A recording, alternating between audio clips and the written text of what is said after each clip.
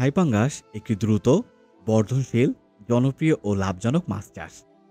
পোনা চাষের সঠিক নিয়ম ও যত্ন জানলে খুব সহজেই ভালো মানের পোনা উৎপাদন করা সম্ভব।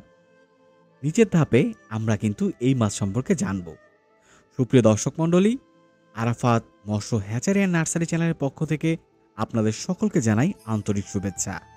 প্রিয় দর্শক মণ্ডলী, আজকে আমি আপনাদের সাথে কি নিয়ে কথা বলবো সর্বপ্রথম আপনারা বুঝতেই পেরেছেন।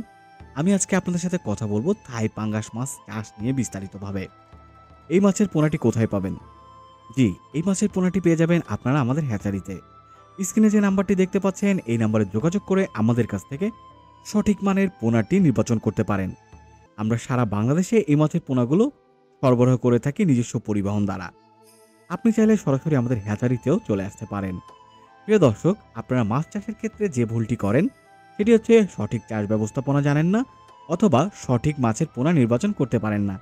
তাই সেই জন্য আমরা আপনাদেরকে বলতে চাই, আপনারা কিন্তু নির্দ্বিধায় আমাদের নাম্বারে ফোন করতে পারেন। আমাদের একটি টিম রয়েছে যারা আপনাকে সার্বক্ষণিক সকল প্রকার তথ্য দিয়ে সাহায্য করবে। তাই প্রিয় দর্শক মণ্ডলী, এই সেবাটি কিন্তু আপনি চাইলে আমাদের কাছ থেকে গ্রহণ করতে পারেন। মাছটি চাষ করার ক্ষেত্রে আপনাকে একটি পুকুর প্রস্তুত করতে হবে। পুকুরটি অবশ্যই রোদমুক্ত, পানি ধরে রাখে এমন এবং বন্যা ও দূষণ থেকে মুক্ত জায়গায় হতে হবে। পুকুর খননের পর 7 থেকে 10 দিন আপনাকে শুকিয়ে নিতে হবে। পরবর্তীতে আপনি কিন্তু প্রতি শতাংশে ইউরিয়া সার, গোবর এইগুলো ছিটিয়ে দিবেন। পরবর্তীতে আপনি কিন্তু স্বচ্ছ পানি এবং পরিষ্কার পানি প্রবেশ করাবেন। ঠিক তারপরে আপনি সঠিক মানে অবমুক্ত করবেন পানির তাপমাত্রার সাথে খাপ খাইয়ে। সর্বোপরি আপনি যদি একে সুষম খাবার দিয়ে থাকেন তাহলে কিন্তু মাছগুলো সঠিকভাবে বেড়ে উঠবে। তাই আপনাকে খাবার ব্যবস্থাপনার ভিতরেও কিন্তু লক্ষ্য রাখতে হবে।